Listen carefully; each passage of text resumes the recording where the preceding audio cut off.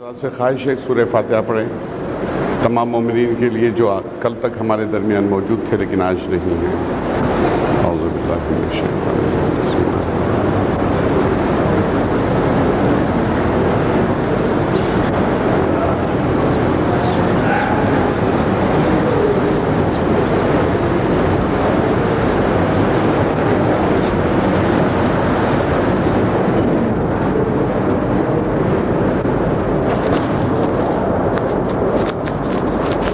آپ حضرات سے ایک اور خواہش کی جاتی ہے کہ آپ سورہ فاتحہ پڑھیں ان دو مرحومین کے نام، مرحوم جیوراج میٹھا اور مرحوم سیج بھائی میٹھا کے لیے۔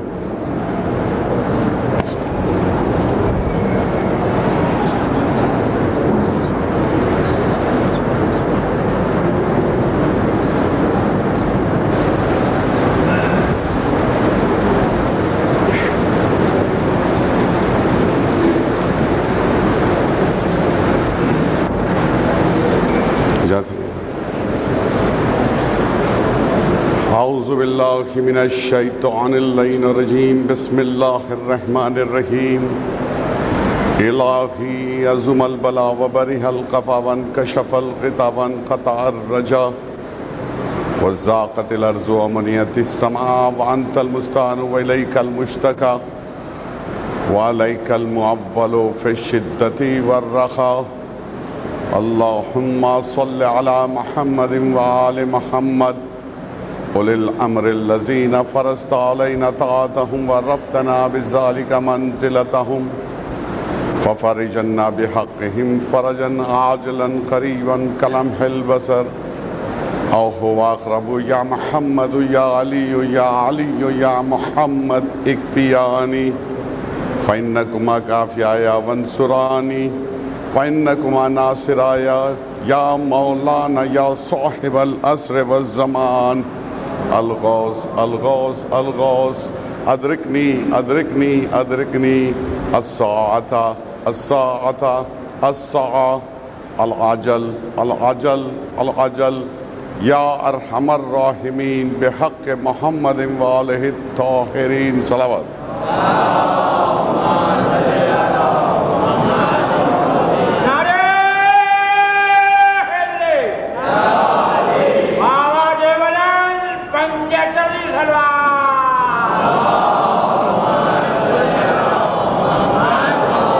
بسم اللہ الرحمن الرحیم، الحمدللہ رب العالمین، الصلاة والسلام علی سید الانبیاء المرسلین ابو القاسم محمد صلوات۔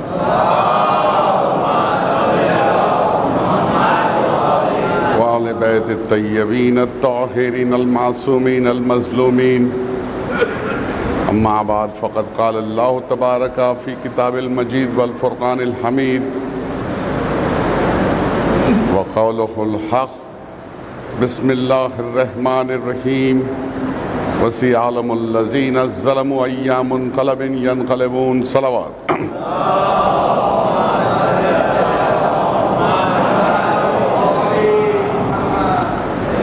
عزیزان گرامی، ہماری گفتگو اس آیت کی ذیل میں جاری ہے کہ جس کے لفظی معنی تو یہ ہیں کہ عنقریب ظلم کرنے والے جان لیں گے کہ کس کروٹ پلٹائے جاتے ہیں۔ ہماری گفتگو ظالم کے ظلم سے مظلوم کے اوپر اس کا کیا رد عمل ہوا، اثر ہوا، اس سے جاری ہے، اور پھر واقعہ کربلا کی روشنی میں یہ بھی دیکھنا ہے کہ جنہوں نے کربلا کے میدان میں بے انتہا ظلم کیے تھے، آیا وہ کسی کیفر کردار تک پہنچائے گئے یا نہیں، وہ کسی کروٹ پلٹائے گئے یا نہیں۔ اسی عنوان سے ہماری گفتگو جاری ہے۔ کل ہماری گفتگو یہاں تک پہنچی تھی کہ وہ واقعہ میں نے آپ کو بتلایا کہ کس طریقے سے ایک ظالم نے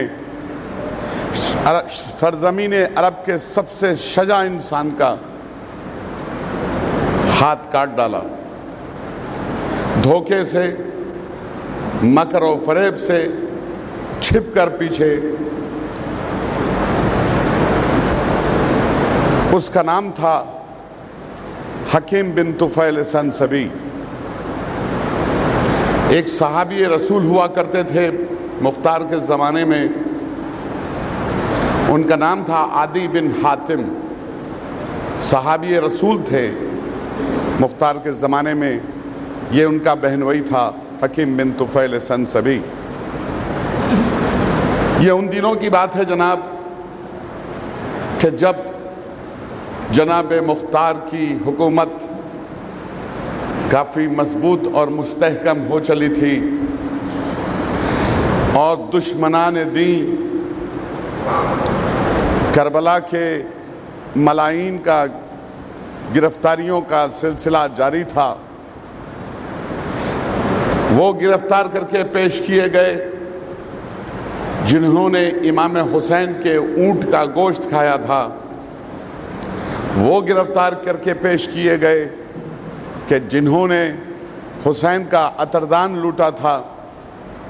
وہ بھی گرفتار کر کے پیش کیے گئے جنہوں نے حسین کے خیموں کی رسیاں چرائی تھیں. ایک ایک شقی گرفتار ہوتا رہا، پیش ہوتا رہا، اپنی ظلموں کی داستان بتاتا رہا، کیفر کردار تک پہنچایا جاتا رہا. جب بہت دن ہو گئے تو ایک دن جناب مختار ابن عبید ثقفی بڑے ناراض ہوئے. اپنے پولیس کے افسر کو جو عبداللہ ابن کامل انصاری تھے ان کو بلایا. ان کو بلانے کے بعد فرمایا، کیوں عبداللہ، اونٹ کا گوشت کھانے والے تو تمہیں مل جاتے ہیں، خیموں کی رسیاں چرانے والے تو تمہیں مل جاتے ہیں، عطردان لوٹنے والے تمہیں مل جاتے ہیں، بڑے بڑے سرغنے تمہیں کیوں نہیں پکڑے میں آتے؟ تمہارے پکڑ میں کیا بات ہے؟ کیوں تم گرفتار نہیں کرتے؟ ناراض ہوئے، ڈانٹ پڑی. عبداللہ ابن کامل انصاری نے اپنے ہاتھ جوڑے، حضور کچھ بڑے بڑے سرغنوں کا مجھے پتہ ٹھکانہ پتہ ہے، معلوم ہے، لیکن کیا کیا جائے کہ ان کے متعلقین کا، وہ جو ہے نا کربلا کے سرغنے، ان کے متعلقین کا آپ کے دربار میں اتنا اثر ہے، اتنا ان کا رسوخ ہے کہ اگر میں ان پر ہاتھ ڈالوں گا تو بہت ممکن ہے کہ وہ اپنے اثر اور رسوخ کی وجہ سے رہا ہو جائیں گے. جناب مختار کا چہرہ سرخ ہو گیا، لال ہو گئے جناب مختار غصے سے. عبداللہ ابن کامل، سنو غور سے میری بات، تم کس کی بات کرتے ہو کہ وہ اثر اور رسوخ والے ہیں؟ اے عبداللہ، اگر میرا باپ عبید ثقفی بھی کربلا میں حسین کے مقابلے میں گیا ہوتا تو میں اسے زندہ نہیں چھوڑتا. تم کہاں کسی اثر اور رسوخ والے کی بات کرتے ہو؟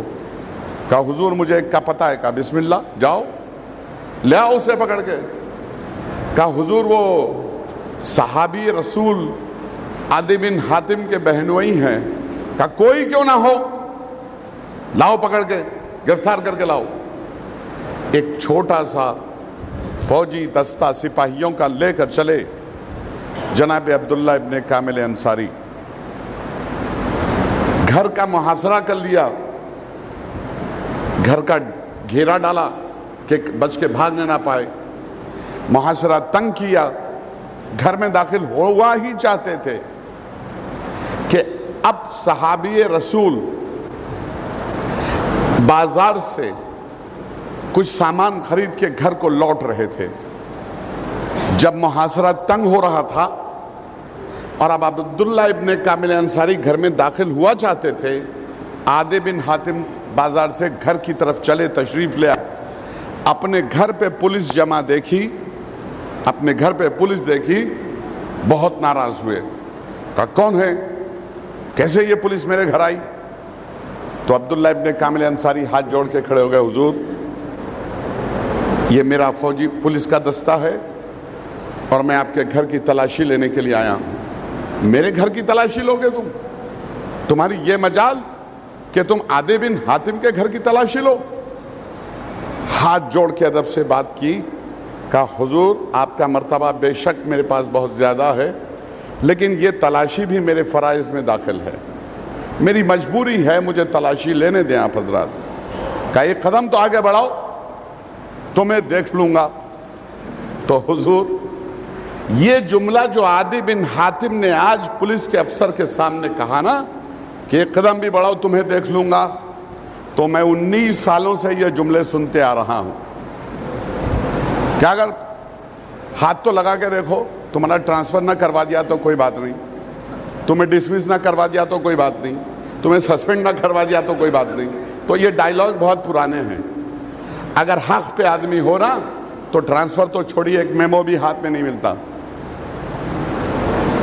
ہاں کچھ تکالیف ضرور ہوتی ہیں، تھوڑی سی تکلیفیں برداشت کرنی پڑتی ہیں، کیونکہ بظاہر لگتا ہے کہ باطل کا غلبہ ہوا ہے، لہذا 6 دن میں میرا ٹرانسفر ہوا ایک جگہ سے 3 مہینے میں ہوا کرے ٹرانسفر، لیکن آدمی کو اپنے فرائض میں کوتاہی نہیں کرنی چاہیے۔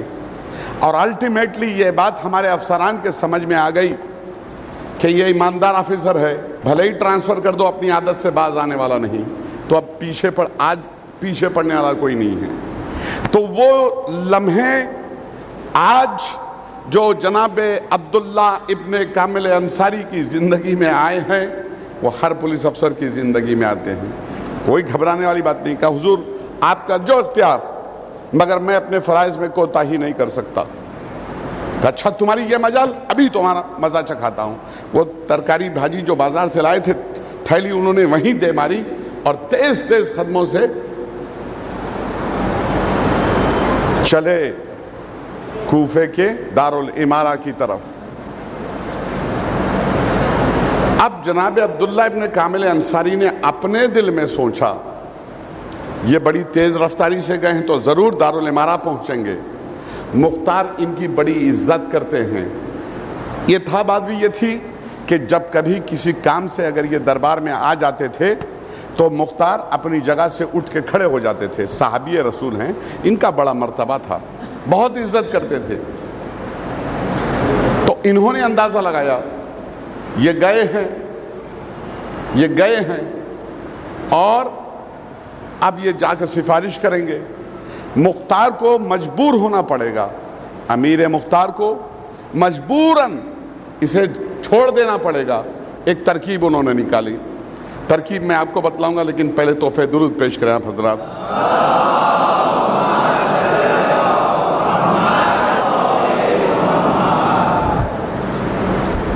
اندر گھس پڑے، حکیم بن طفیل سنسبی کو گرفتار کر لیا، خوب ڈنڈے لگائے، خوب دھلائی کی، بتا تو نے کربلا میں کیا ظلم ڈھائے تھے۔ ہونا تو کیا چاہیے تھا، عدالت میں پیش کیا جائے، لیکن آج قانون اپنے ہاتھ میں لیا، لگاؤ ڈنڈے اس کے۔ خوب پٹائی کی، خوب پٹنے کے بعد اس نے اپنے ظلم کی داستان بتلائی کہ اے عبداللہ،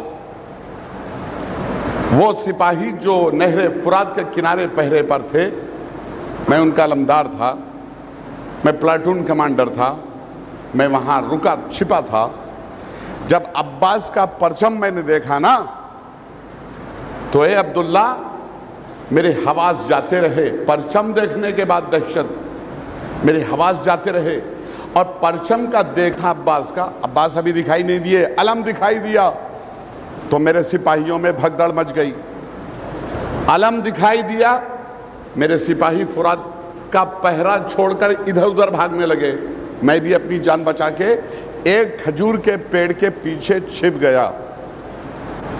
عباس فرات پر پہنچے، مشق سکینہ جب وہ اتر کر کے واپس لوٹ رہے تھے، پھر جب علم دکھائی دیا تو علم کے پھریرے کے ساتھ ساتھ مجھے عباس کا دامن بھی ہوا کے جھونکوں میں اڑتا ہوا نظر آیا۔ اے عبداللہ، میں نے محسوس کر لیا کہ عباس نے کوئی زرہ نہیں پہنی ہوئی ہے، اسی لیے ان کا دامن ہوا میں پرچم کے ساتھ ساتھ ہل رہا تھا۔ بس میں نے یہ محسوس جب کیا کہ یہ زرہ نہیں پہنے ہوئے ہیں، میں نے اپنی ہمت باندھی، پیڑ کے پیچھے سے چپ چاپ چھپ کے نکلا۔ اس وقت جب عباس میرے پاس سے گزر چکے تھے، میں نے بڑی پھرتی سے جناب عباس کے دائیں ہاتھ پر وار کیا۔ جناب عباس کا شانہ کٹا تو فطرت انسان دیکھیے کہ عباس نے گھوم کر دیکھنے کی کوشش کی کہ کس نے پیچھے سے حملہ کرنے کی جسارت کی ہے۔ تو میں یہ جانتا تھا پہلو کہ ضرور عباس میری طرف مڑیں گے، پلٹیں گے۔ اتنی دور میں بائیں طرف کو آ گیا، میں نے بائیں طرف سے حملہ کر دیا۔ عباس کا دوسرا ہاتھ بھی خطا ہو کے زمین پہ گر پڑا۔ بس میں نے اتنا ہی کیا تھا، باقی کسی نے تیر پھینکے تھے، کسی نے گرز چلایا، کسی نے تلوار، کسی نے نیزہ۔ ہر آنے والا آ کے کہتا تھا، کیوں عباس، ہم نے سنا ہے کہ تم بڑے بہادر ہو، بڑے شجاع ہو، تم بہت اچھی تلوار چلانا جانتے ہو۔ اچھا لو اب ہم تلوار چلاتے ہیں، اپنے آپ کو بچا سکتے ہو تو بچا لو۔ اللہ اکبر۔ وہ جری و بہادر عباس کیا کر سکتا تھا سوائے اس کے کہ حسرت بری نگاہوں سے اس کی طرف دیکھ کے کہتے تھے، عباس اے شیخ تو اس وقت کہاں تھا جب میرے ہاتھ موجود تھے؟ جب آ کے یہ بات کی ہوتی تو کوئی بات تھی، اب میرے ہاتھ نہیں اور آ کے مجھ سے کہتا ہے تلوار چلانا جانتے ہو، نیزہ چلانا۔ کسی نے گرز چلایا، کسی نے تیر چلایا۔ لکھا ہے کتابوں میں کہ حرملہ بن کاہل اسدی اپنی تیر اندازی پر بڑا فخر کیا کرتا تھا۔ وہ کہا کرتا تھا، میری ترکش سے 3 تیر ایسے چلے جو میرے فن کا شہپارہ تھے۔ سب سے پہلا تیر میں نے عباس کے مشق سکینہ پر چلایا تھا، جو میرا تیر نشانے پر لگا، جس کی وجہ سے عباس کا خون مشق سکینہ کے بہتے ہوئے پانی کے ساتھ بہنے لگا۔ گریہ ہوا، روئے جناب عبداللہ ابن کامل انصاری، اور ان کے پورے سپاہی دھاڑے مار مار کے رونے لگے عدی بن حاتم کے گھر میں۔ اس کے بعد اس کو زنجیروں میں جکڑ دیا گیا اور گرفتار کر کے لے کے چلے۔ جب ایک بازار سے گزر رہے تھے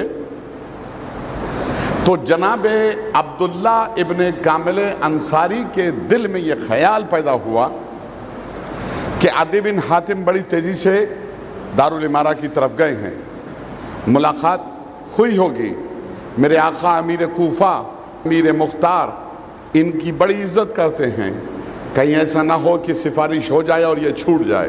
ایک ترکیب نکالی، اس بازار میں جہاں سے وہ گزر رہے تھے، عرب کے چھوٹے چھوٹے بچے مٹی اور دھول میں کھیل رہے تھے۔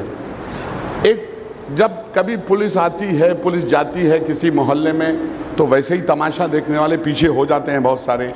کچھ بچے پیچھے تماشا دیکھنے والے ہوئے، کچھوں کو انہوں نے بلایا، ایک چبوترے پہ کھڑے ہو کے دکان کے سامنے تقریر کی جناب عبداللہ نے، اے بچوں ادھر آؤ، ادھر آؤ، سنو۔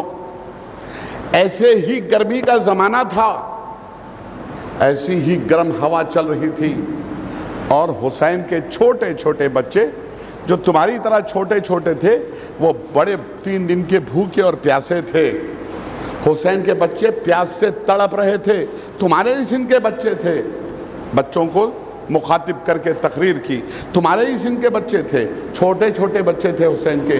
ایسے ہی گرمی کا زمانہ تھا، ایسے ہی گرم ہوائیں چل رہی تھیں، حسین کے بچے 3 دن کے پیاسے تھے۔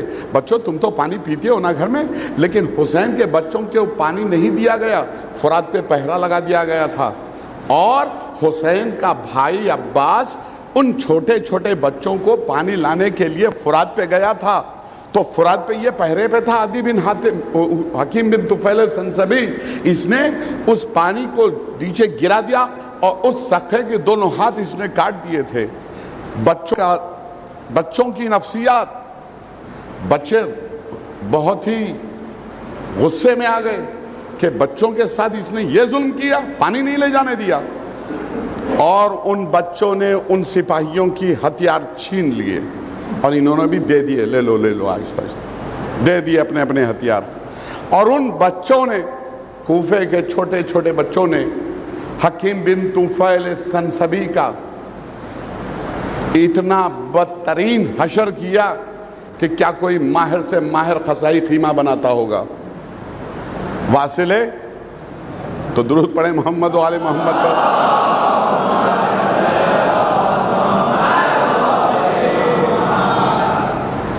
اور اس طریقے سے وہ واصل جہنم ہو گیا. اب عدی بن حاتم بیٹھے ہیں دربار میں، جا کے کہا اے مختار تم جانتے ہو میرا کیا مرتبہ ہے؟ اس نے کہا حضور آپ رسول اللہ کے صحابی، آپ کا بڑا مرتبہ ہے میرے پاس. اپنی ابا اتاری، پہلو میں بچھا کے عدی بن حاتم کو اس کے اوپر بچھایا کہ فرمائیے کیسے آنا ہوا ہے؟ کہ وہ میرا بہنوئی، ہاں کیا بات ہے؟ کہ وہ حکیم بن طفیل، ہاں اسے گرفتار کرنے آپ کے عبداللہ ابن کامل انصاری پہنچے ہیں میرے گھر، اور اسی سلسلے میں آپ کے پاس آیا ہوں کہ آپ سے کچھ بات کروں. کہا فرمائیے میں آپ کی کیا خدمت کر سکتا ہوں؟ کہا میرے مرتبے کے صلے میں، چونکہ میں صحابی رسول ہوں نا، اس کے صلے میں میں چاہتا ہوں کہ آپ میرے بہنوئی کو رہا کر دیں. ریکمنڈیشن. اب جناب مختار دھرم سنکٹ میں پڑے، سر جھکا کے بیٹھے، صحابی رسول ہیں، ان کی التجا ہے، ان کا ریکمنڈیشن ہے. ایک طرف ایسا ظالم انسان ہے کہ جس کو کسی قیمت پہ معاف نہیں کیا جا سکتا، سر جھکا کے بیٹھے ہیں، مسئلہ گمبھیر ہے. اتنے میں عبداللہ ابن کامل انصاری تشریف لے آئے. وہ بھی سر جھکا کے آئے، میں دربار میں داخل ہوئے. مختار نے دیکھا سر جھکائے کھڑے ہیں، شرمندہ. کہا کیا بات ہے، کیا ہوا، سر کیوں جھکائے کھڑے ہو؟ کہا حضور بات یہ ہے کہ ہم اپنے قیدی کی حفاظت نہیں کر سکے. کہا کیا مطلب ہے تمہارا؟ کیا فرار ہو گیا، بھاگ گیا؟ کہا نہیں حضور بھاگا تو نہیں، لیکن ہم اس کی حفاظت نہیں کر پائے. کہا ہوا کیا؟ کہا جب ہم لے کے فلانے گلی سے گزر رہے تھے نا، تو وہ چھوٹے چھوٹے بچے جن کے اوپر پینل کوڈ بھی نہیں لگتا، چھوٹے چھوٹے بچے، حضور انہوں نے زبردستی ہمارے ہتھیار کھینچ لیے اور پکڑ کے اسے قتل کر ڈالا. درود پڑھے محمد و آل محمد.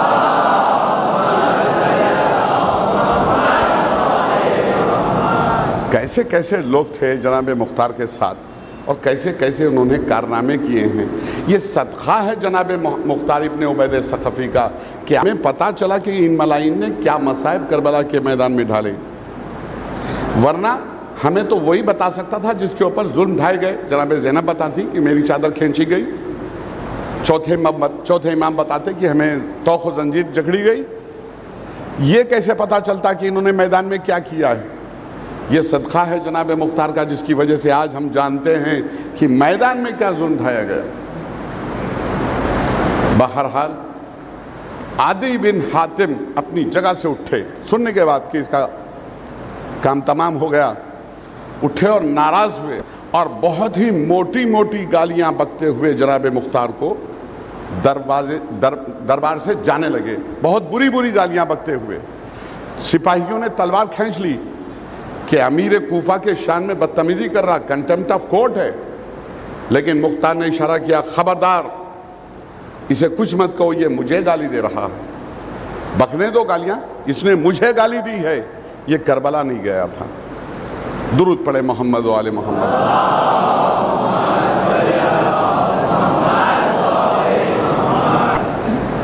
تو عالی جناب ہماری گفتگو کل یہاں تک پہنچی تھی کہ 13 ربیع الثانی 4 شنبے کی شب کو سن 66 ہجری میں ایک دن پہلے خروج کر دیا گیا. رات بھر جنگ و جدال ہوتی رہی، صبح نمودار ہوئی اور سرکاری فوجیں بھی آراستہ ہو گئیں عبداللہ ابن متی کی. تاریخ میں یہ لکھا ہے کہ اس کے 18,000 سپاہی تھے. جناب ابراہیم نے کہا اے عبداللہ، جنگ گلی کوچوں میں نہیں ہوتی، جنگ میدانوں میں ہوتی ہے. چل میدان میں نکل گیا، 2 ہاتھ ہو جائے، فیصلہ کن جنگ ہو. صفیں آراستہ ہوئی، ایک ایک سپاہی، ایک ایک مجاہد جناب مختار کی طرف سے جاتا رہا، اور اتفاق اور عجیب بات کہ دشمن کو تہ تیغ کرتا گیا، واپس لوٹتا گیا۔ دشمن نے جناب مختار کے ساتھ فریب کیا، سینے پہ پتھر دے مارا، عبداللہ ابن متی جناب مختار کی سانس رک گئی، دفاع کا پہلو کمزور ہوا۔ عبداللہ ابن متی نے چاہا کہ تلوار چلا کے قتل کر دیں جناب مختار کو، لیکن اللہ اکبر، حضرت عباس کا کلاس میٹ مالک اشتر کا بیٹا ابراہیم ان کی مدد کے لیے فوری کود پڑا۔ ابراہیم کو آتا ہوا دیکھا، عبداللہ ابن متی نے اپنا گھوڑا پیچھے گھمایا اور دوڑ کے اپنے صف میں گھس گیا۔ اب ابراہیم چلاتے رہے، کہاں جاتا ہے، ادھر اب مجھ سے لڑنا؟ تو کہا نہیں تم کیوں آ گئے، میں تو مختار سے لڑ رہا تھا۔ بتایا تو نے فریب کیا، پتھر پھینکوایا۔ صبح سے شام جنگ ہوتی رہی، اور صبح سے شام تک جناب مختار کے سپاہی عبداللہ ابن متی کی فوجوں کو گاجر مولی کی طرح سے کاٹتے رہے۔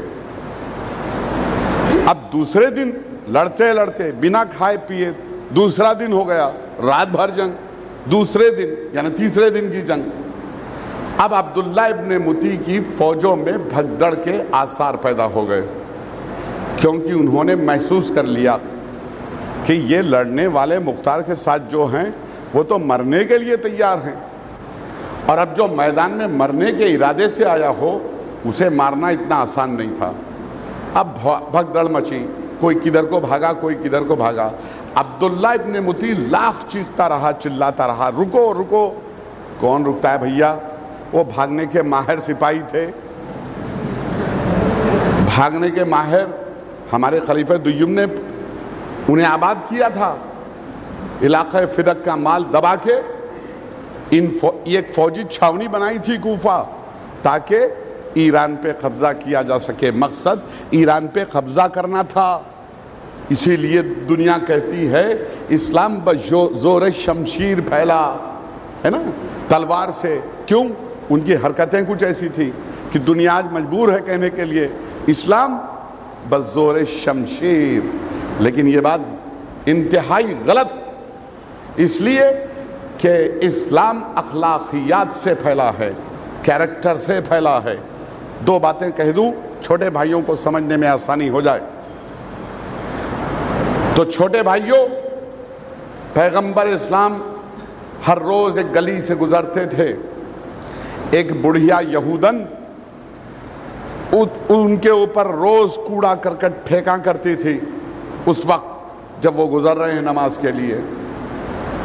ایک دن ایسا ہوا کہ بڑھیا نے کچرا نہیں ڈالا پیغمبر کے اوپر، 2 دن گزرے، تیسرے دن پیغمبر اسلام کو تشویش ہوئی، اخلاقیات کا درس دیا ہے پیغمبر نے۔ کہا بھائی وہ اس گلی سے جب میں گزرتا ہوں وہ بڑھیا روز کچرا پھینکتی ہے، آج تیسرا دن ہے اس نے کچرا نہیں ڈالا، کہیں ایسا تو نہیں کہ وہ بڑھیا بیمار ہے، شاید کوئی ضرورت ہو ہماری مدد کی۔ اس کے گھر پہنچے، دق الباب کیا، کہا بڑھیا نے پوچھا کون؟ کہا میں ہوں، محمد آیا ہوں۔ کیسے آنا ہوا؟ کہا کیا تم بیمار ہو، کوئی تکلیف ہے تمہیں؟ کہا نہیں میں ٹھیک ہوں۔ پھر کہا تم نے 2 دن سے کچرا نہیں ڈالا؟ کہا محمد یہ کیسا، یہ کیا ہے؟ کہا یہی تو اسلام ہے۔ کہا اگر یہ اسلام ہے تو میں قبول کرتی ہوں۔ درود پڑھے محمد و آل محمد۔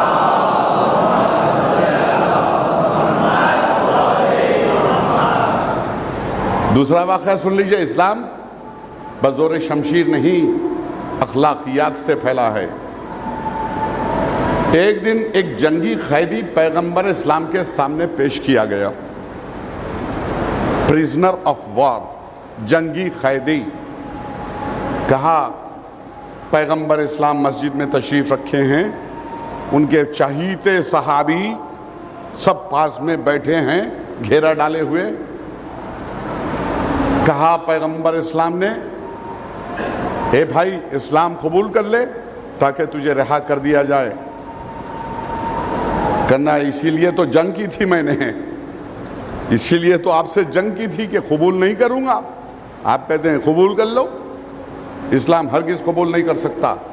زنجیروں میں جکڑا ہوا قیدی، پسے پشت اس کے ہاتھ بندھے ہیں، مجبور انسان، اور اس نے جب یہ کہا ہرگز اسلام قبول نہیں کروں گا چاہے مر جاؤں، اسی لیے تو آپ سے جنگ کی تھی نا کہ اسلام قبول نہیں کروں گا، آپ کہتے ہیں اسلام قبول کر لو۔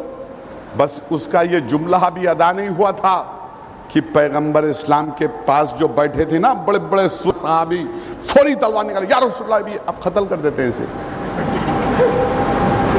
کب؟ جب اس کے ہاتھ پیچھے کی طرف بندھے ہیں، یا رسول اللہ حکم دیجیے، ابھی ختم کر دیتے ہیں اس کو۔ کہاں نکالی تلوار؟ پیغمبر مسکرائے، میاں رہنے دو رہنے دو، یہ تلوار جہاں نکل رہی ہے وہاں نکلتی تو نہیں، تو ہاتھ پیر بندھے ہیں، نکال رہے تلوار، بہادری دکھاتے ہو، جان دکھانی ہے وہاں دکھاتے نہیں۔ سامنے سے مولا کائنات کا گزر ہوا، کہا یا علی ادھر آؤ ادھر آؤ، بڑے اچھے وقت پہنچے، یہ اسلام قبول نہیں کرتا، یا علی یہ قیدی تمہارے حوالے کیا جا، اب اس کا انصاف تم کرو، اس کا فیصلہ تم کر دو۔ اچھا، ہاتھ پکڑا اس کا جو گھوڑا لوٹ لیا تھا نا مسلمانوں نے، اس گھوڑے کی مہار اپنے ایک ہاتھ سے تھامی، اب لے کے پیدل چلے، اور ان کے پیچھے پیچھے وہ لوگ چلے، آبادی سے باہر لے جا کے علی قتل کریں گے، چلو تماشا دیکھتے ہیں، بڑا شوق تماشا دیکھنے کا، آبادی سے باہر لے جا کے قتل کریں گے علی۔ جب آبادی سے دور نکل گئے نا تو مولا نے اس کے ہاتھ پیر کھول دیے، بازو تھام کے اس کے گھوڑے پر اسے بٹھا دیا، اس کے لوٹے ہوئے گھوڑے کی مہار اس کے ہاتھ میں تھما دی۔ اب وہ ان کی طرف مخاطب ہوا، یہ کیا؟ کہا یہ تو نے سنا نہیں پیغمبر نے کیا کہا؟ کہا انہوں نے تو کہا فیصلہ کر دو، تو میں نے فیصلہ کر دیا، جا اپنے راستے، لکم دینکم ولی دین، جا میں نے تجھے آزاد کیا، بس یہ سننا تھا۔ کہا نا یہ کیا ہے، یہ کون سا طریقہ، یہ تمہارا کیسا انصاف؟ کہا یہی اسلام ہے۔ زمین پہ گر پڑا، گھوڑے سے زمین پہ گر پڑا، مولا کائنات کے پیر تھام لیے، اگر یہ اسلام ہے تو میں قبول کرتا ہوں۔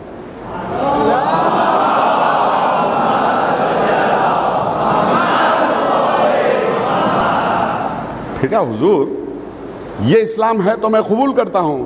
وہ کیا تھا؟ ایک تحفہ درود پیش کریں آپ حضرات۔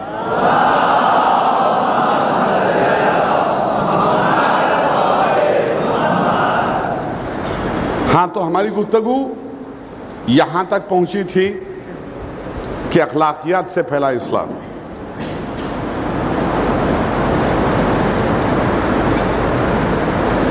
حکیم بن طفیل سے اچھا جنگ ہوتی رہی، جب بھگدڑ مچی نا تو اب عبداللہ ابن متی کو کوئی راستہ نظر نہیں آیا، کوفے سے باہر بھاگنا چاہتا تھا، لیکن حضرت ابراہیم ابن مالک اشتر نے کوفے کے دروازوں پہ اپنے سپاہیوں کو پہلے ہی بیٹھا دیا تھا، باہر بھاگ نہیں سکا،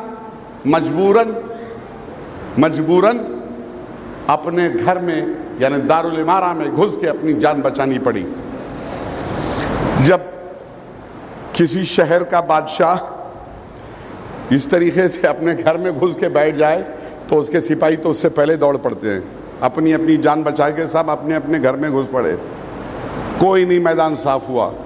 اب جناب مختار اور ان کے ساتھیوں نے دارالامارہ کا محاصرہ کر لیا۔ عجیب انقلاب زمانہ دیکھیے، وہ انسان، وہ مختار جو کل اسی دارالامارہ کے ایک خوفناک قید خانے میں بند تھا، آج وہ دارالامارہ کا محاصرہ کیے کھڑا تھا۔ 3 دن جب محاصرہ ہو چکا اور اب پانی اور غذا کی قلت پیدا ہو گئی محل میں، تو بذریعہ تیر عبداللہ ابن متی نے مختار کی جانب ایک تیر چلایا، پھینکا، اس میں خط تھا۔ خط کھول کے جب پڑھا جناب مختار نے تو اس کا مضمون ایسے لکھا گیا تھا جیسے کوئی غلام اپنے آقا کو خط لکھتا ہے۔ سبمیشن، حضور مختار علی جناب، کیا یہی انصاف ہے کیا مختار تم وہ وقت بھول گئے کہ جب میں نے مصعب ابن زبیر سے ایک بار تمہاری جان بچائی تھی، اس کا صلہ تو مجھے یہ دیتے ہو کہ میری حکومت کو برباد کر دیا تم نے، تہس نہس کر دیا تم نے، اور اب میں اتنا مجبور ہوں کہ اپنے ہی گھر میں قید ہو گیا ہوں۔ اے کریم ابن کریم، تمہیں واسطہ ہے علی مرتضیٰ کا، حسین ابن علی کا، میرے ساتھ سلوک رحم کرو، مجھے یہاں سے فرار ہو جانے میں مدد کرو، میں بھاگنا چاہتا ہوں اپنی جان بچا کے۔ جناب مختار نے یہ خط اپنے ساتھیوں کے سامنے نہیں پڑھا، چھپ کے پڑھا، اور ایک خط کا جواب چھپ کے لکھا۔ اے عبداللہ ابن متی، تو ٹھیک کہتا ہے کہ تو نے ایک بار میری جان بچائی تھی، لے تقاضا ہے کہ احسان کا بدلہ سوائے احسان کے کچھ نہیں ہو سکتا، میں بھی تیری جان اس وقت بخشتا ہوں، دارالامارہ کے اس دروازے پر رات کے تیسرے پہر آ جانا، وہاں جو سپاہی ہوں گے پہرے پر، میں انہیں وہاں سے ہٹا دوں گا، میں خود کھڑا رہوں گا تیری حفاظت کے لیے، تو نکل لینا وہاں سے۔ رات کے تیسرے پہر سپاہیوں کو پہرے سے ہٹا دیا، کہا میں کھڑا ہوں، تم لوگ جاؤ آرام کرو۔ سپاہی گھر چلے گئے، مختار کھڑے ہیں۔ عبداللہ ابن متی نکلا، نکلتے ہی پیروں پہ گر پڑا، رونے لگا، کہا جا، تو نے میری جان بچائی، میں نے تیری جان بخشی، لیکن اب قانون کا تقاضا تو یہ ہے کہ آج کے بعد اگر تو مجھے دکھے تو میں تجھے قتل کر دوں گا، یا پھر اگر تجھ سے بن پڑے تو مجھے قتل کر دینا، یا تو میں تجھے قتل کر دوں گا یا تو مجھے قتل کر دینا، نکل۔ دوڑ پڑا، 3 دن گزر گئے، اب دارالامارہ کا دروازہ کھلا، عبداللہ ابن متی فرار ہوئے، دارالامارہ کا دروازہ کھلا۔ سب سے پہلا کام جناب مختار نے کیا، دارالامارہ کے دروازے پہ جو پرچم لہرا رہا تھا، پھیرا رہا تھا، اسے اکھاڑ کے زمین پہ دے مارا۔ اس پہ لکھا تھا لا الہ الا اللہ محمد الرسول اللہ یزید خلیفۃ المسلمین، اسے زمین پہ دے مارا۔ اور اب جو پرچم لہرایا نا، اس پہ کیا لکھا ہے؟ لا الہ الا اللہ محمد الرسول اللہ علی ولی اللہ۔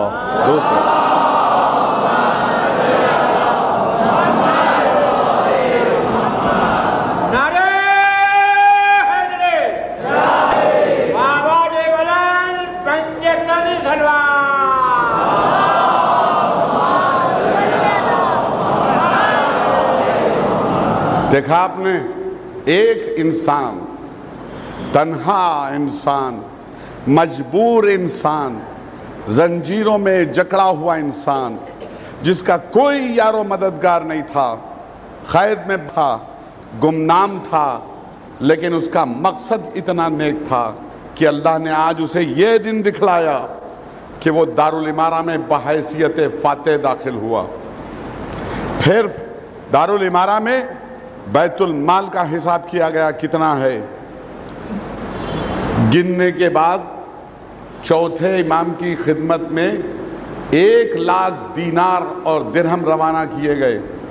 سہم امام، یہ امام کا حق ہے، اور اسی دولت سے ہمارے چوتھے امام نے بنی ہاشم کے ٹوٹے ہوئے گھر مرمت کیے تھے، بنی ہاشم کی بیواؤں کی دوبارہ شادیاں کی تھیں، اور ان کے گھر آباد ہوئے تھے جو کبھی فاقے کیا کرتے تھے۔ یہی دولت تھی جو چوتھے امام نے قبول کی تھی، 1,00,000 درہم و دینار۔ اس کے بعد پھر جو مال بچا تھا ان میں تقسیم کیا گیا، جو سب سے پہلے بیعت کرنے والے تھے اور جو سب سے پہلے تیار ہو کے ہتھیار لگا کے آئے تھے، پھر جو صبح آئے تھے ان کو دیے گئے ان کے حساب سے، پھر جو محاصرے کے وقت شریک ہو گئے تھے ان کو ان کے حساب سے دینار و درہم انعام میں دے دیے گئے۔ جناب مختار ابن عبیدہ ثقفی نے امیر کوفہ بن جانے کے بعد کبھی بھی تخت پہ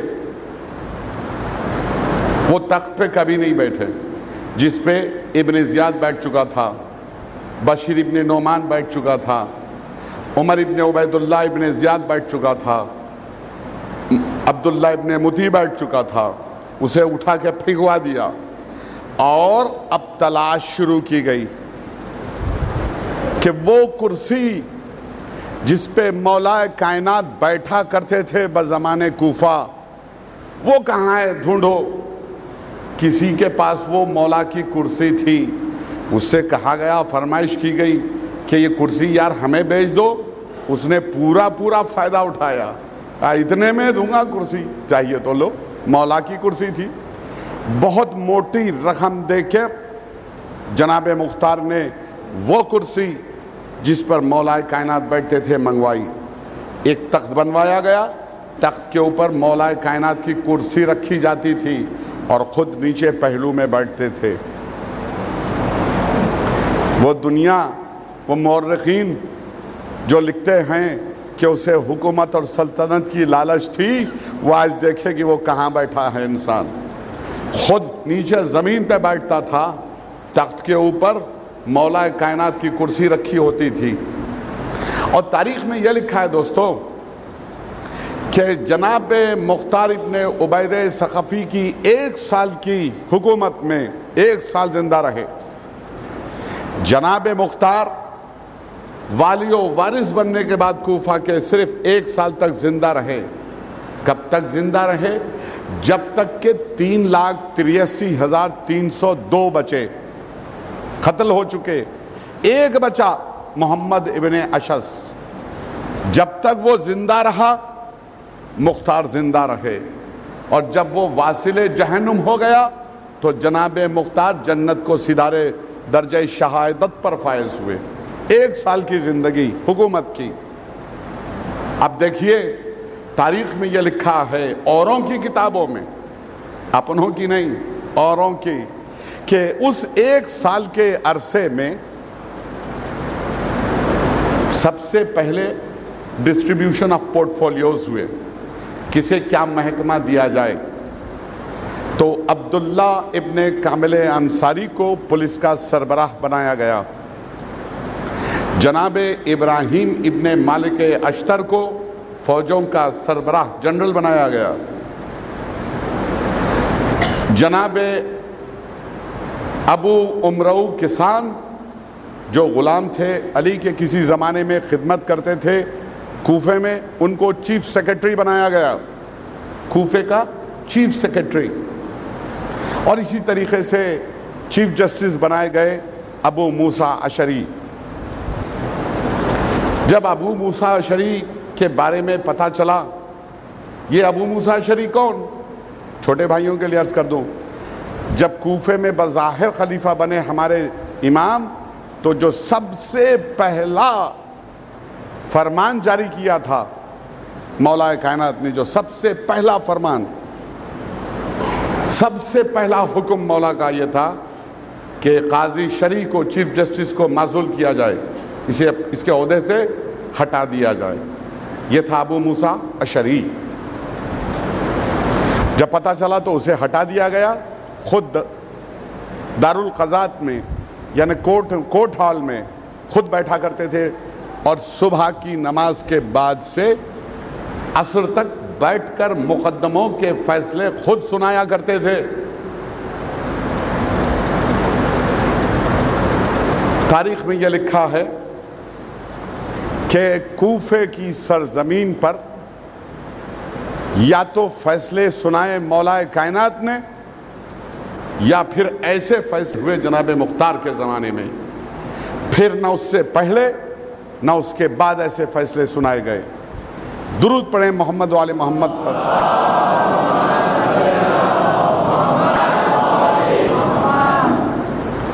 آئیے 2-4 فیصلے مولا کائنات کے مجھ سے بھی سماعت فرما لیں آپ حضرات۔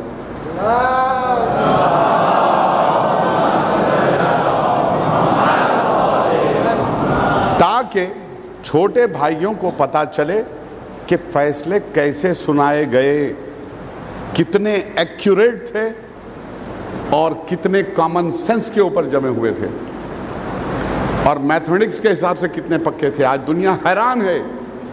اب جو میں 2 فیصلے آپ کو سنانے جا رہا ہوں، پروفیسر اننت نارائن صاحب جو پرنسپل تھے ہمارے عثمانیہ یونیورسٹی میں لا کالج کے، انہوں نے یہ فیصلے نیچرل جسٹس، جب وہ ایک سبجیکٹ ہوا کرتا تھا LLB میں نیچرل جسٹس، وہ ایسے مقدمے جو قانون کی کسی کتاب میں نہیں لکھے ہیں، اب فیصلہ دینے والے جج کو اپنی عقل کی بنیاد پر، اپنے علم کی اور عقل کی بنیاد پر دینے ہیں فیصلے. Natural justice. ایک دن 2 چرواہے بکریاں چرانے والے بکریاں چرا رہے تھے. دوپہر ہو گئی، کھانے کا وقت ہوا. کھانے کے لیے بیٹھے دونوں نے اپنا اپنا ناشتہ دان کھولا، ٹفن کھولا. اتنے میں ایک اجنبی آ گیا. اب بھائی میں بھوکا ہوں. اب بسم اللہ آپ بھی آ جاؤ. تینوں مل کے کھا چکے. جب تینوں کھا چکے تو جاتے جاتے وہ اجنبی نے، جب اس کا پیٹ بھر گیا تو جاتے جاتے وہ اجنبی 8 دینار دے کے چلا گیا. اے بھائی میرا پیٹ بھرا، شکر تمہارا، یہ آپس میں بانٹ لو، آپس میں بانٹ لو. تو دونوں میں جھگڑا ہو گیا. بھائی انسان ہے، جھگڑا ہو گیا. اس نے کہا آپس میں بانٹ لو، تو یار تو 4 لے لے، 4 مجھے دے دے. اس نے کہا نہیں ہوگا ایسا. دیکھ بھائی تو تیری ناشتے دان میں 5 روٹیاں تھیں، میرے پاس 5 روٹیاں تھیں، میری بیوی نے 5 روٹیاں دی تھی مجھے، تو 5 میں لیتا ہوں. تیرے پاس 3 روٹیاں تھیں، 3 دینار تو لے لے. کہا نہیں ایسے نہیں ہوگا، 4 مجھے دے، 4 تو لے. جھگڑا بڑھ گیا، مار پیٹ کی نوبت آ گئی. مقدمہ خلیفہ کی دربار میں پہنچا. میرا وقت ضائع کر دو، ایسے ایسے چھوٹے چھوٹے مقدمے لے کے عدالت کا وقت برباد کرتے ہو. 3 تم لے لو، 5 تم لے لو، چلو گیٹ آؤٹ. مقدمے کا فیصلہ ہو گیا، لیکن مطمئن نہیں ہوئے. اور سلمان فارسی تھے باہر کھڑے. کہا کیا ہوا بھیا؟ ارے یار وہ عجیب فیصلہ سنایا انہوں نے، 5 لے لو، 3 لے لو. جھگڑا تو یہی ہے ہمارا، 5 اور 3 کا. کہا اچھا چلو، اگر وہاں چلے جہاں تمہیں تسلی ہو جائے ججمنٹ کے بعد.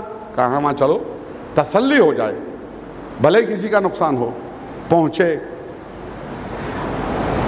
اب پیروں کی چاپ سنی نا دروازے کے پیچھے سے مولانا سلمان کی، تو آواز دی گھر کے اندر سے، سلمان انہیں وہیں لے چلو، میں آ رہا ہوں.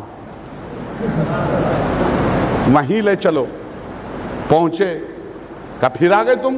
کہا نہیں حضور وہ مولا نے کہا ہاں اچھا وہ آ رہے ہیں حضور، کیا کہنے، آنے دو. اندر سے تو کھول رہے تھے کہ بے عزتی ہوگی، جب بھی آتے تھے مگر کہا آنے دو. آئے بھیا فیصلہ ہو گیا؟ کہا ہو گیا. وقت برباد کر رہے ہیں، 5 اور 3 کا فیصلہ ہوا. کہا نہیں یہ تو فیصلہ نہیں ہوا. اچھا میں فیصلہ کر دوں؟ کہا حضور آپ سے زیادہ بہتر اور کون ہو سکتا ہے، کر دیجئے. دونوں کو حکم دیا، جاؤ اپنے اپنے گھر سے 1 روٹی لے آؤ. دونوں دوڑ کے گئے اپنے گھر سے 1 روٹی لے آئے. ایک روٹی ایک ہی سائز کی ہوتی ہے ہر دور میں. کہا کھاؤ اسے. کھا چکے. اس کے بعد مولانا نے سنایا دیکھو یہ جو تمہیں 3 دینار دے رہا ہے یہ تم لے لو، اس نے تمہارے حق میں بہترین فیصلہ کیا ہے، تم 3 دینار لے لو، اسے 5 دینار لینے دو.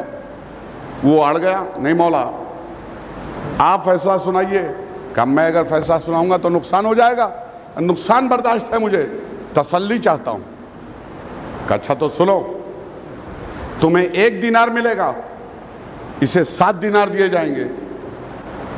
مولا نے فیصلہ سنا دیا. کہا مولا تسلی نہیں ہوئی، یہ تو بہت نقصان ہو گیا. کہا سنو، تمہاری 1 روٹی کے تمہارے 3 نوالے بنے، تمہاری 1 روٹی کے تمہارے 3 نوالے بنے. تمہارے پاس 3 روٹیاں تھیں، کتنے نوالے بنے تمہارے؟ بتائے کوئی؟ میری میتھمیٹکس بڑی کمزور ہے. تمہارے پاس 5 روٹیاں تھیں، 3 نوالوں کے حساب سے کتنے نوالے بنے؟ ٹوٹل کیجئے کتنے ہوئے؟ 24 نوالے ہوئے اور تینوں نے مل کے کھائے. ڈیوائیڈ کر دیجئے. تو کہا 9 نوالے میں سے 8 نوالے تو تو خود کھا گیا, تجھے 1 ملے گا. کہا یا علی تسلی ہو گئی. درود پڑھے محمد والے محمد.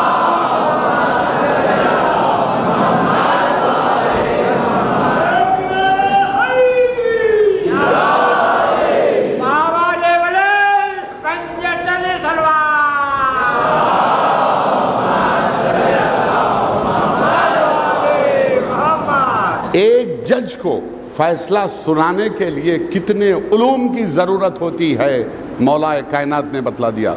ایٹانومی, آٹومی. 2 لڑکے خلیفہ دویم کے دربار میں پہنچے. حضور, آپ کے رجسٹر میں درج ہے کہ ایک قافلہ آیا تھا اور اس میں ایک آدمی مر گیا تھا دوسرے ملک کا. بزنس مین تھا, تجارت پیشہ تھا, تجارت کے لیے آیا تھا, مر گیا تھا, اور اس کا اتنا مال بیت المال میں جمع ہے آپ کے پاس. کہاں ہے؟ میں اس کا وارث ہوں, اس کا بیٹا ہوں, میں آیا ہوں, مجھے میرے باپ کی دولت دے دی جائے. دوسرا لڑکا بھی یہی کہہ رہا تھا کہ یور آنر, اس کا باپ نہیں تھا, مرنے والا میرا باپ تھا, وہ دولت مجھے دے دی جائے. یہ ڈسپیوٹ تھا دونوں میں. وہ مرنے والا ہمارا باپ تھا, دولت مجھے ملنی چاہیے. بڑا بڑھ گیا. اب یور آنر جو تھے وہ کسی نتیجے پہ پہنچ نہیں پائے. کہا تمہارے پاس کوئی ایویڈنس ہے, پروف ہے کہ وہ تمہارا باپ تھا؟ کہا ہم دونوں پردیسی ہیں, جہاں ہمارا باپ رہتا تھا ہم وہاں کے رہنے والے, مدینے میں آئے ہیں, ہم کسی کو جانتے نہیں.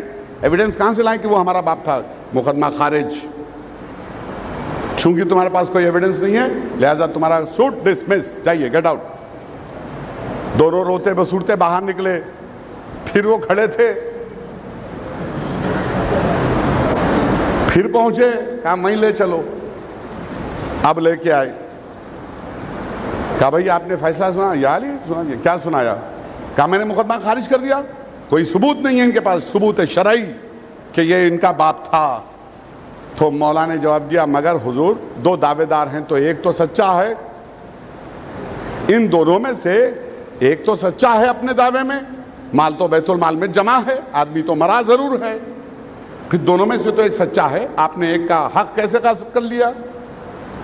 کہا حضور پھر کیسے ہوگا اس کا؟ کہا اگر اجازت ہو. کہا ہوئی یا علی بسم اللہ بسم اللہ. یہ ہے علم. دیکھیے مولا کائنات کا اناٹومی. کہا دونوں کو بلاؤ, ادھر آؤ. آئے دونوں, کا پاس میں بیٹھ جاؤ یہاں. کہا سلمان یہاں آؤ, جانتے ہو ان کے باپ کی خبر کہاں ہے؟ کہا ہاں حضور میں جانتا ہوں. جاؤ خبر کھود کے اس کی ایک ہڈی چھوٹی سی کوئی سی جسم کی لے آؤ. خبر کھود کے جناب سلمان انگلی کی ہڈی چھوٹی سی لے آئے. کہا حضور یہ ہے. کہا اس کا نشتر لگاؤ انگلی میں. نشتر لگایا گیا, ایک بوند خون ٹپکایا گیا برتن میں. کہا ہڈی کو چھواؤ, لگاؤ. ہڈی کو لگایا گیا. کہا اس کا ایک نشتر لگاؤ. ایک نشتر لگایا گیا, خون ٹپکا ایک بوند. کہا ہڈی کو لگاؤ, ملاؤ, اس سے مس کرو. ہڈی مس ہو, جیسے ہی ہڈی مس کی گئی ہڈی نے وہ خون پی لیا, ہڈی نے وہ خون چوس لیا. کہا یہ اس کا بیٹا ہے اصلی. درود پڑھیں محمد و آل محمد.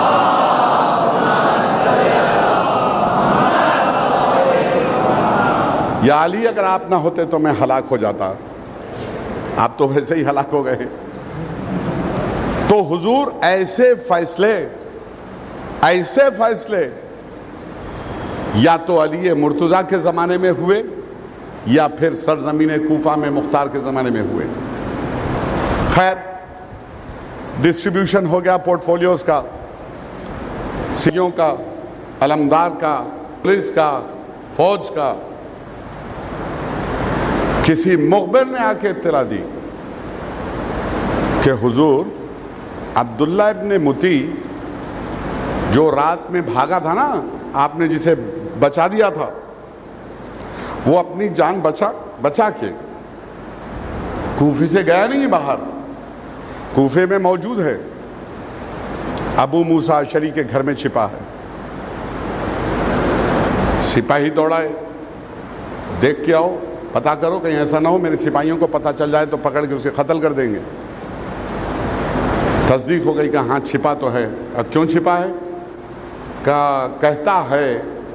کہتا ہے عبداللہ ابن متی کہ اس کے پاس زاد راہ کے لیے پیسے نہیں ہیں، جانے کے لیے، سفر کرنے کے لیے پیسے نہیں ہیں، انتظار کر رہا ہے کہ اتنے پیسے جمع ہو جائیں تو وہ چلا جائے۔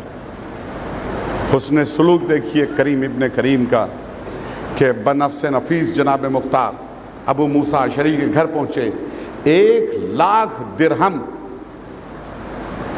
کیا ویلیو ہے درہم کی آج؟ 10-11 روپے کا ایک درہم ہوتا ہے۔ 1,00,000 درہم دیے اسے عبداللہ ابن متی کو، دیکھ یہ دولت اتنی ہے کہ تیرے خاندان کی زندگی بھر کے لیے کافی ہے، جا چلا جا، کسی کونے میں بیٹھ رہے، اللہ کی عبادت کر۔ کیا لازم تھا کہ 1,00,000 روپے لے جا، 1,00,000 درہم لے جا کر کہیں آرام سے چین سے بیٹھ کے زندگی گزار دیتا، لیکن یہ اس کی مت ماری گئی ہے نا۔ اب جسے تلوار کی دھار پہ آنا ہے تو ایسے ہی حرکتیں کرتا ہے، گیدڑ کی موت آتی ہے نا۔ تو یہ نہروان پہنچا، نہروان پہنچنے کے بعد ان 1,00,000 درہم سے اس نے 15,000 کا لشکر تیار کر لیا، 15,000 سپاہی تیار کر لیے نہروان میں، اور ایک خط لکھا اپنے چچا زاد بھائی کے لیے۔ اس کا چچا زاد بھائی جس کا نام مصعب ابن زبیر، عبداللہ ابن زبیر کا بھائی نام آیا ہے نا، تو 2-4 جملے سن لیجئے کہ یہ کیسے خاندان کے تھے۔ عبداللہ ابن زبیر ایک بڑا بھاری لشکر لے کے صفین میں پہنچے، ایک بڑا بھاری لشکر لے کر صفین میں پہنچے۔ اس وقت جبکہ معرکے کی جنگ ہو رہی تھی معاویہ اور علی کے درمیان، لیکن جنگ میں کودے نہیں، اپنی فوجوں کو لیے کنارے پہ کھڑے رہے۔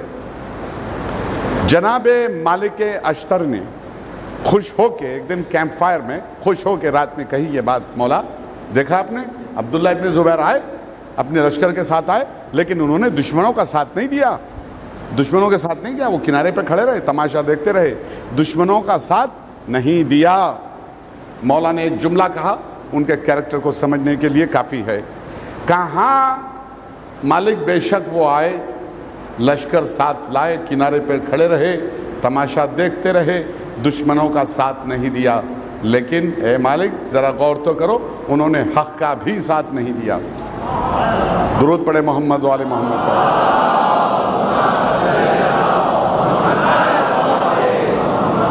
نہیں حضور، مجھے ایسی سوتی ہوئی صلوات پسند نہیں ہے۔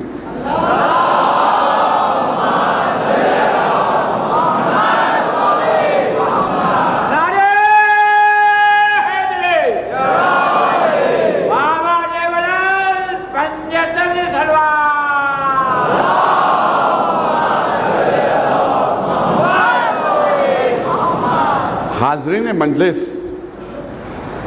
میں ممبر سے آپ سے یہ بات کہہ رہا ہوں کہ میں نے جناب مختار کے میٹر کو جمع کرنے کے لیے بڑی مشکلیں اٹھائیں۔ آج سے 10 سال پہلے میں نے اردو سیکھی ہے جناب، فارسی سیکھی ہے، محض اس لیے کہ کچھ کتابیں پڑھوں، تو میں نے محنتیں اٹھائی ہیں تھوڑی سی، اور پھر ان محنتوں کا صلہ میں کچھ نہیں لیتا، خدا بہتر جانتا ہے، میں کوئی ہدیہ کوئی نذرانہ نہیں لیتا۔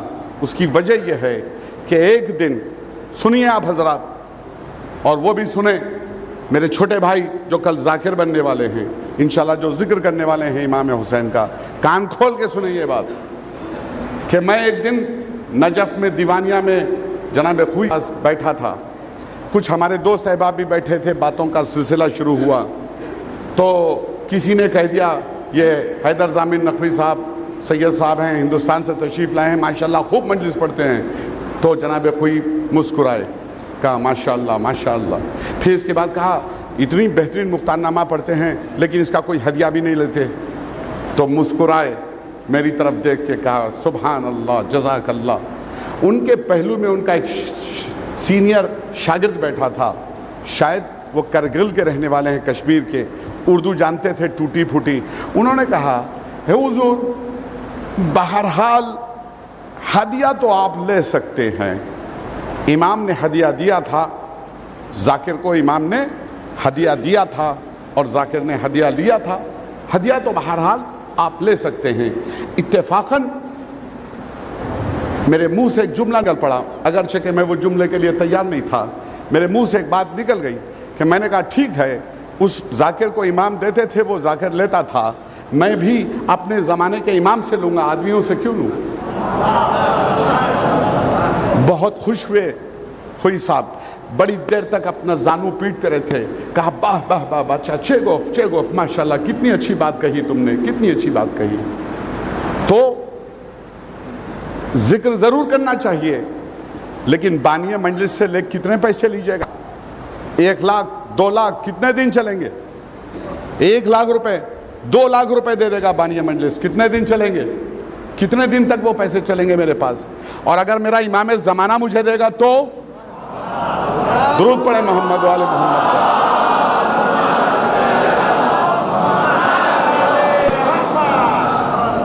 اور ایسی بات نہیں ہے کہ امام زمانہ نہیں دیتے ہیں، ایسی بات نہیں ہے، وہ اتنے امانت دار ہیں، اتنے امانت دار ہیں کہ کچھ اپنے پاس باقی نہیں رکھتے، کئی گنا زیادہ لوٹا دیتے ہیں۔ لیکن یقین ہونا چاہیے، یقین ہونا چاہیے۔ تو بہرحال جناب عبداللہ ابن متی نے 15,000 کا لشکر تیار کر لیا اور ایک خط لکھا مصعب ابن زبیر گورنر کوفہ کے نام، جو اس کا چچا زاد بھائی تھا، کہ اے مصعب، اس طریقے سے بو ترابیوں نے میرے لشکر کو تہس نہس کر دیا، مجھے کھدیڑ کے باہر نکال دیا کوفے سے، اور مجھے ذلیل و رسوا کیا،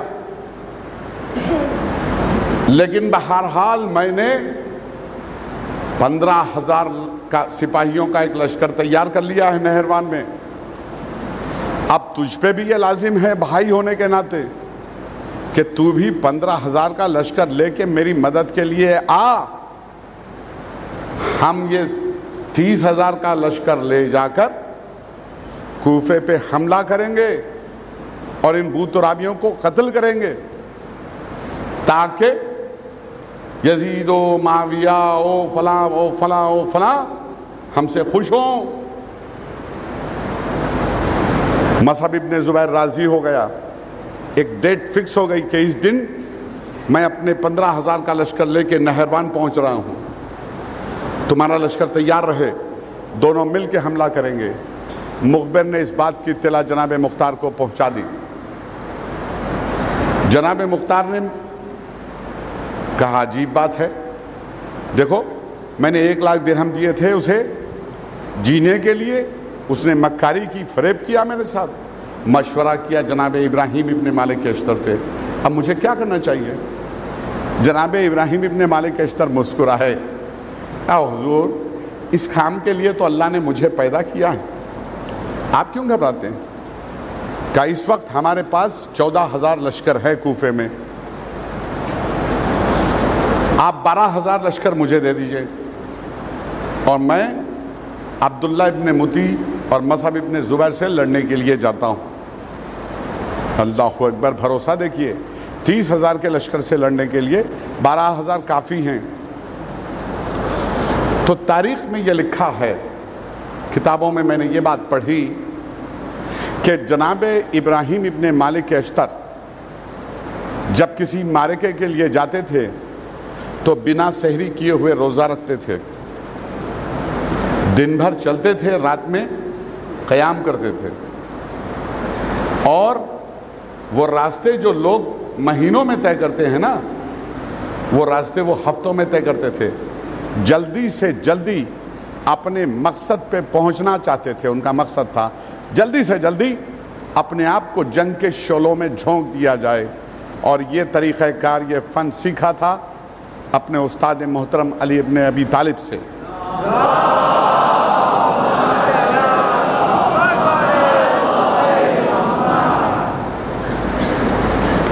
چلے،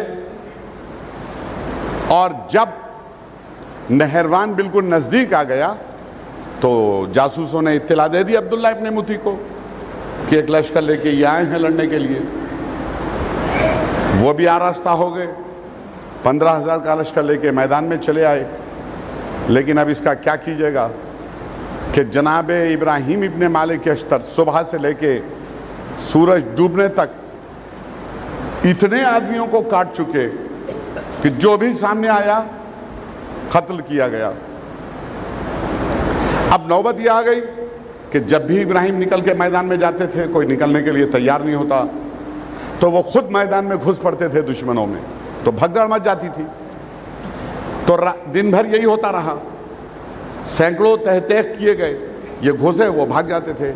شام کے ہوتے ہوتے اندھیرا چھاتے چھاتے عبداللہ ابن متی بھاگ گئے، اپنے لشکر سمیت چل دیے، اور نہروان کے ایک چھوٹے سے دیہات میں ایک چرچ میں چھپ گئے رات میں، تاکہ انتظار کیا جائے مصعب ابن زبیر کے پہنچنے کا۔ تو کہیں ایسا نہ ہو کہ مصعب ابن زبیر رات میں آ جائے اور ہمارے لشکر پر شب خون مار دے، رات میں حملہ کر دے اچانک۔ تو اس کی دفاع کے لیے جناب ابراہیم خود رات میں پہرا دیا کرتے تھے۔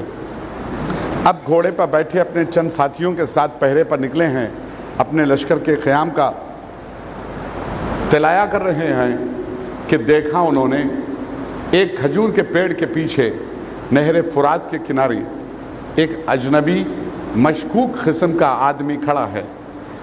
حکم دیا اسے گرفتار کر کے میرے پاس لایا جائے۔ فوری اس کا گریبان پکڑ کے سامنے کھڑا کر دیا گیا۔